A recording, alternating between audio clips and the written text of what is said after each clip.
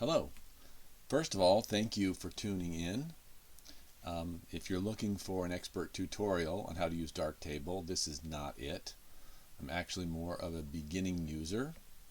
I'm trying to edit a somewhat challenging image, an HDR image, and I'm actually looking for a little bit of help.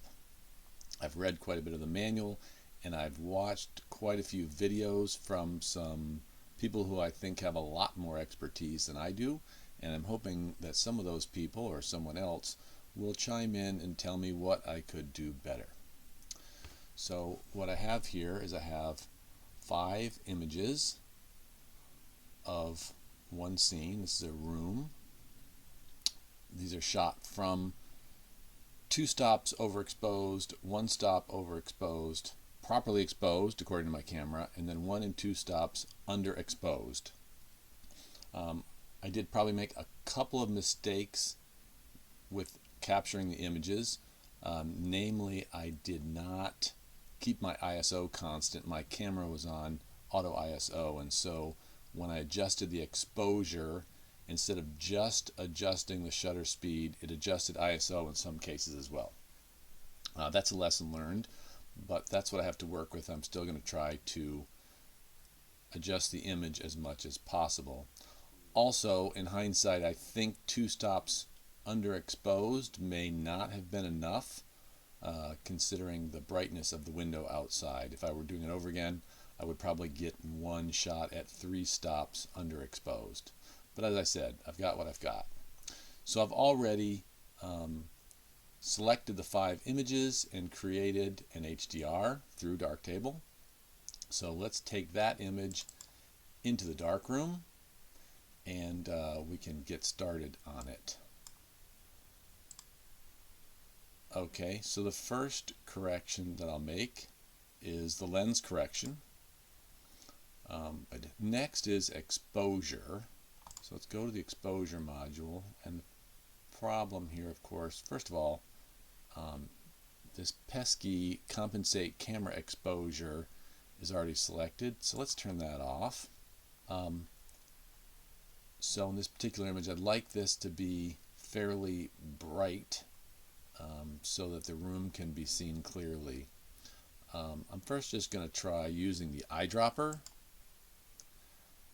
which gets it somewhat close, but still I think, even though the window is overexposed, the walls need to be better exposed. So I'm going to try going up quite a bit. I'll just put in 6 stops, and that way I can adjust it down from there until I get my midtones about right. And actually, although it sounds crazy, the midtones, these areas here need to be fairly bright. Now, of note, I actually took those 5 images and I sent them to a professional a real estate photo editing service, and I'm going to show you what I got back from them. Now, this is not a perfect image by any means, but you can see theirs is fairly bright and the window is more properly exposed. If you zoom in on their image, you can see there is quite a bit of noise, which is not in the original images, but that's, I'm looking at that as that's sort of the standard. That's what you'd see on a multiple listing service normally when a house is advertised or something like that. So I'd like to be able to get my image looking at least like that. And I think to my eye, I'm still not exposed as well as that image. So if I turn up the exposure a little bit more, it's also been my observation that the more edits I do tends to bring the overall perceived exposure down a little bit. So I think for my midtone, something like this is about right, even though that seems like a lot. Okay, next we'll go to filmic, and I find adjusting in filmic to be very challenging. So The white relative exposure and the black relative exposure I have some trouble with. I'm going to try using the eyedroppers. And you can see when I do that with the white relative exposure, suddenly I get this sort of, I don't know, surreal, dreamy look on the image, and I don't like that. Let's try the black relative exposure. Yeah, and it's even worse after that, so I might have to fiddle with these a bit. The problem is it's not really clear to me exactly what I'm looking for. Up there where it was does not look good.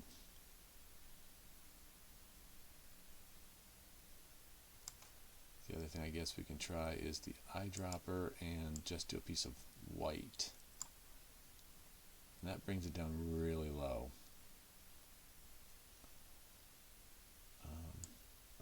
So perhaps, since I'm not really clear on what I'm doing, let's reset filmic, and let's use the automatic settings for both white and black relative exposure, and that's what we get, but I don't particularly like it. So this is one area in particular where I don't feel that I'm doing a particularly good job. Okay, if we go to the Look tab, I can adjust the contrast and the latitude. I do feel like I probably want to add some contrast, but as soon as I add some latitude, you can see I'm going to risk getting some clipping, so probably bring the contrast down. Not sure I really am doing this. The image is not looking better, so perhaps the contrast needs to come down. Overall, my efforts so far in filmic have not improved the image at all and really have added problems. Let's try a little bit more contrast. Yeah, adding the contrast doesn't help. No, maybe in there actually doesn't look so bad comparatively, but I do get a lot of clipping, so I'm really not sure. Again, the latitude too risks more clipping, so I'm not quite sure, and I suspect that one of my problems is simply that I have not set my white and black points correctly. It gets weird when I get down there. It gets a little weird when I get up there, so perhaps the black too. Get down here, it gets pretty weird.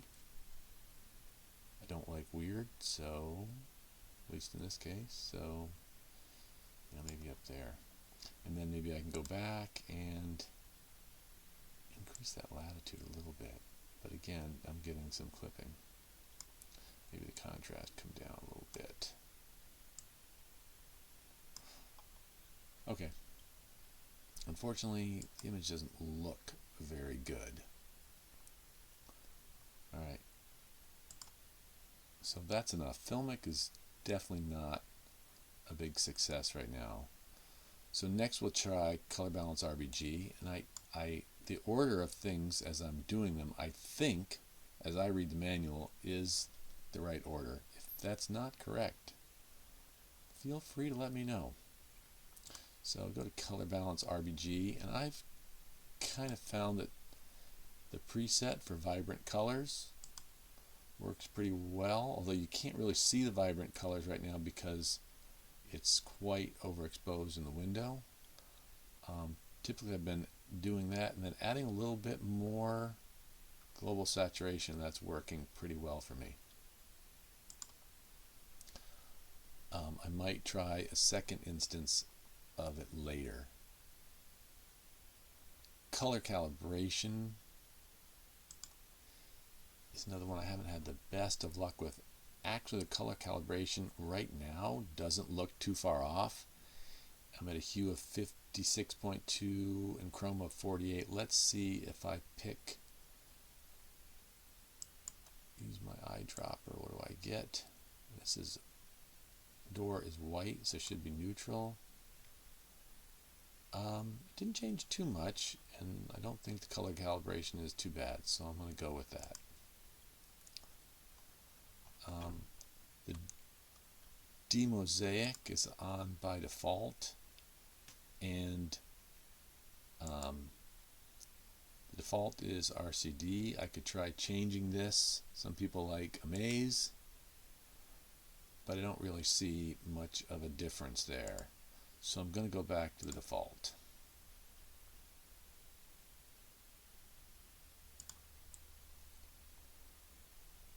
I don't have a lot of noise, but I know that denoising is one of the prerequisites to make filmic RGB work well.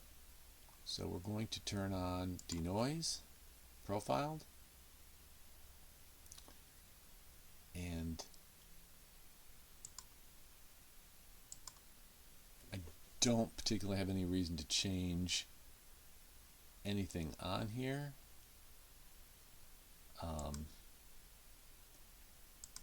If I play around like wavelets auto, I don't see a big difference, so I'm going to leave this at the default. Next is the contrast equalizer, and I have found one preset on here that I think helps a lot, and that's denoise and sharpen. I think that does help, and the image does look better with that.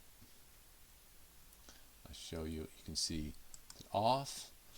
See particularly this border of the door, how soft it is, and when I turn it on, it's definitely sharper.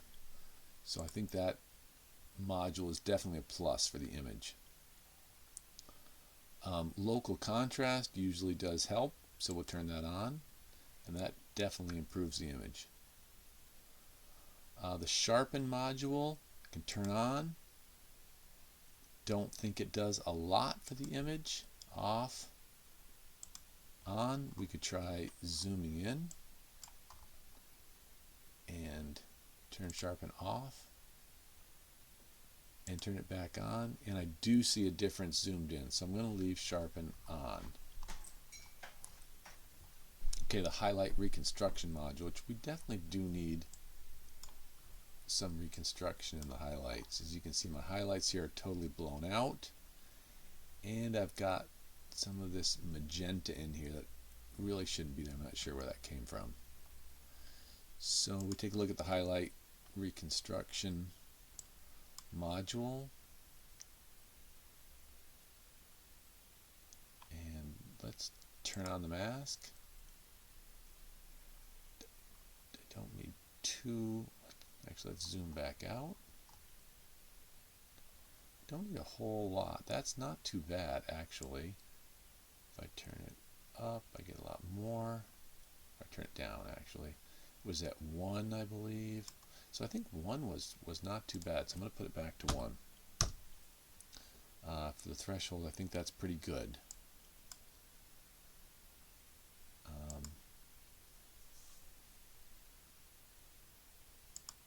Let's turn off the mask. And now maybe we can zoom in and see if anything improves it. See if there's any presets. No presets. In paint opposed is the default. Reconstruct. Try this option. I don't see a big difference. Clip highlights. Not sure I see big improvement.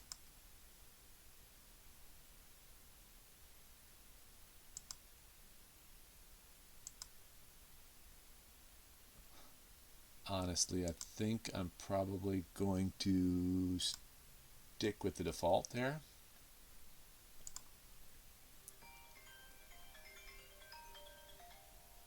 Okay, and then we can go back to filmic and go to the reconstruct module here. We'll tick enable highlight reconstruction, Look at the mask.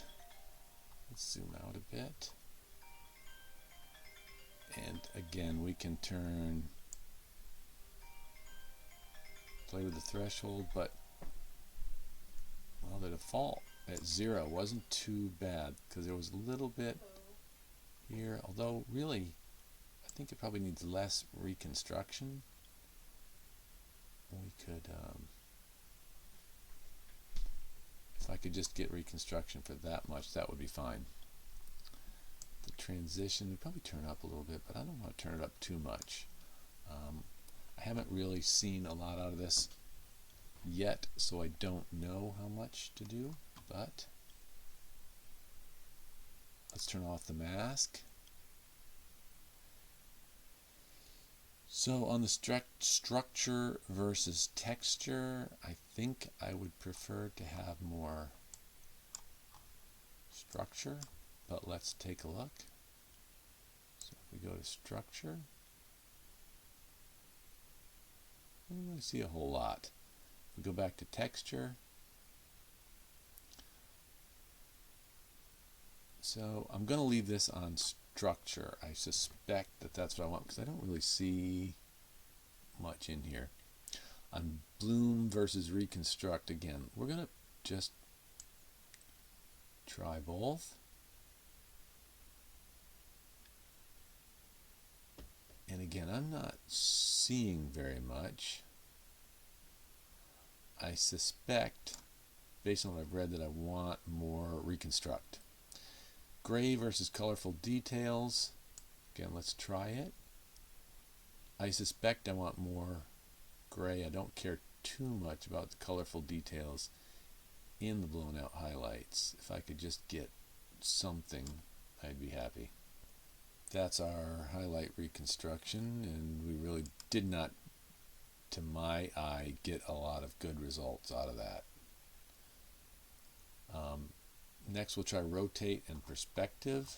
Turn it on. One thing that has worked for me, since I do have vertical lines, my horizontals are not intended to be straight. If I just identify the structure and then hit straighten my verticals, it works like a charm, and that's pretty much just no cost, easy day. So I love that module.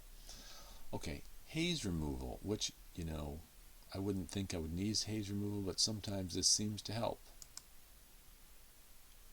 And when we hit that, like voila, it does help.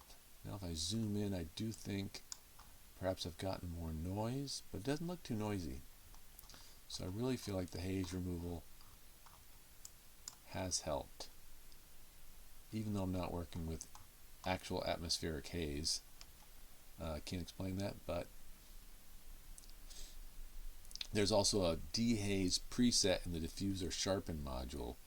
We could take a look at that, but I'm not sure we need to use both.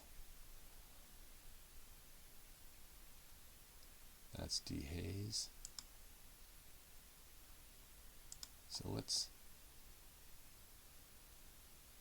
try that off and on. So I'm not sure it did a whole lot. Let's try zooming into a spot like the doorknob here.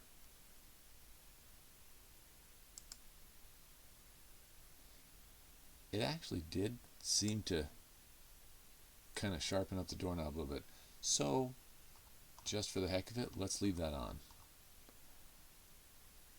I think we did miss one, which is retouch. I think we should have done retouch before the haze removal, but let's go ahead and do that now. So if we go to the retouch module, it's another one. I love it. So I'm on the heel. I've got this pesky doorknob here in my picture that I really don't want. If I just select the circle, come over here, I think that's big enough, and take a nearby spot.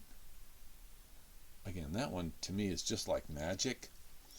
Looks great, and that doorknob is gone. I still have this problem where I have these overexposed areas. I think the first thing I'm going to try to dodge and burn a little bit and reduce the exposure is the tone equalizer module. Now the tone equalizer module, of course, is one that folks love who understand it. It's a little hard to understand. I've watched a lot of the videos, especially from the developer, and I'm starting to understand the science, but beginning to understand the science has not yet translated into making it work for me. So I'm on tone equalizer and I'm on the masking tab. So we'll set up our mask first.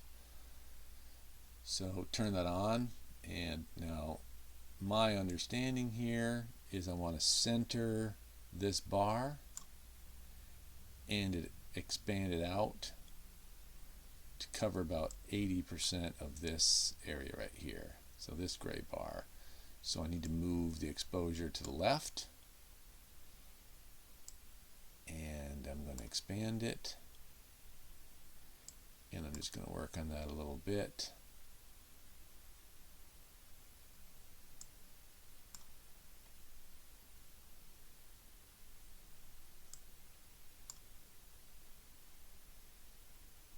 And we won't worry too much about what we're seeing on the image right now because this is the mask, it's not the image itself. We're getting close here. And maybe come this way a tiny bit. And I think that's maybe not too bad. Oh, how did that happen? Went this way. Maybe I hit the wrong button. I'm hitting my contrast instead of my exposure compensation. I'm hitting the wrong button here. So let's move this way. And I'm pretty close now. Maybe I could come up a tiny bit here. And I think that's pretty good. So let's go to the Advanced tab, and you can see the mask is now, it was way over to the right. It's here. So I think that's not too bad. Let's turn off the mask so we can see the image. And I could use my pointer and do this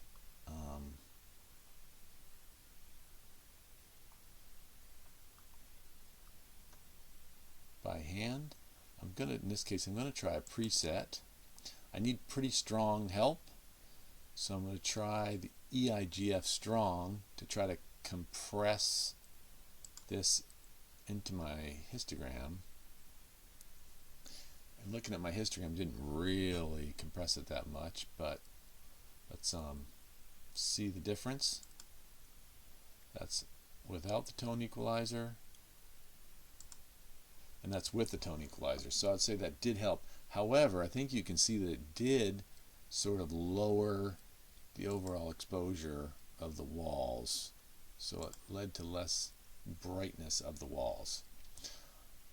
Okay, so I think that was a plus, but I think I still have this really bright window, and I still have this really bright light. So the next thing I'm going to try is another instance of the exposure module to try to just mask those areas and bring that down. Kind of, I think, just a more direct approach. Okay, so exposure, I'm going to do a drawn mask, and I'm going to do a drawn mask for the window, and I'm probably going to speed the video up as I do this so that you don't have to watch me draw the mask.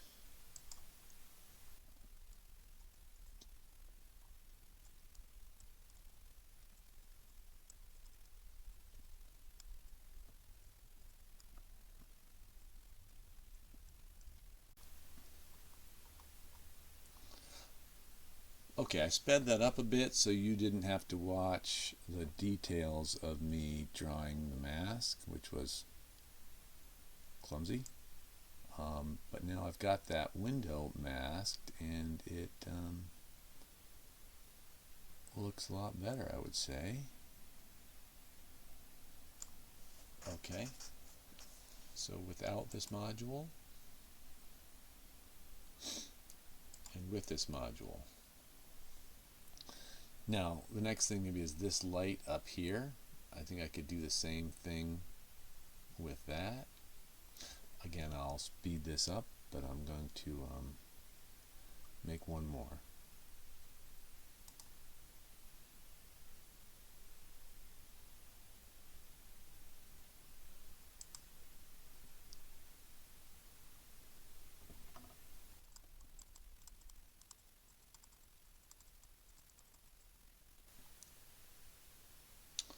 Okay, I've got my mask drawn on the light, and let's try turning down the exposure.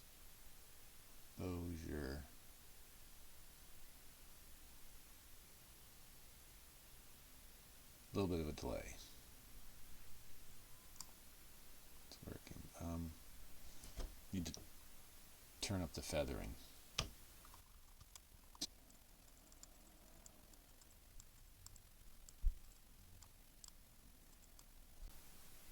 Okay, so there's my mask for the light, and pretty bright there. Maybe we turn it down at least one stop. Okay, so that's where I kind of got to. Now my walls still look a little dark to me. If I compare it to this image, see how much brighter everything looks. But if I turn up my exposure, let's see, my original exposure, I'm going to run into some problems. Let's go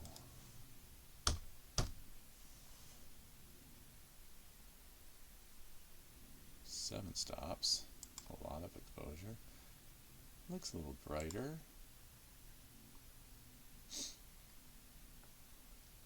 The other thing I guess I could do would be to go back to my color balance RBG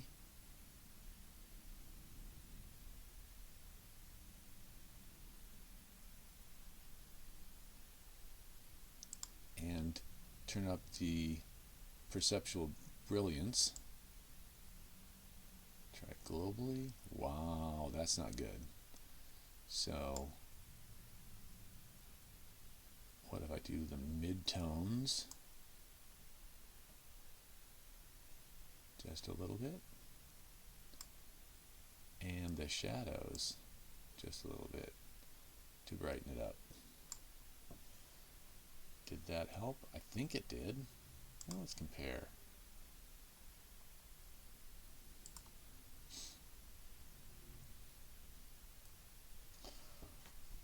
Okay, I can play around with it a lot more, but I think this gives the idea.